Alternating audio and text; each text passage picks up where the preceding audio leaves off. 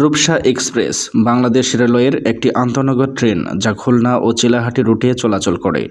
1986 সালের 5 মে এই ট্রেনটি পরিষেবা চালু হয়। চিলাহাটি থেকে সকাল 8টা 30 মিনিটে যাত্রা শুরু করে এবং খুলনা পৌঁছায় সন্ধ্যা 6টা 20 মিনিটে। ট্রেনটি বৃহস্পতিবার বন্ধ থাকে। চিলাহাটি থেকে খুলনা পর্যন্ত টিকিটের মূল্য শোভন চেয়ার 575 টাকা, স্নিগ্ধা 1104 টাকা, এসি সিট 1323 টাকা।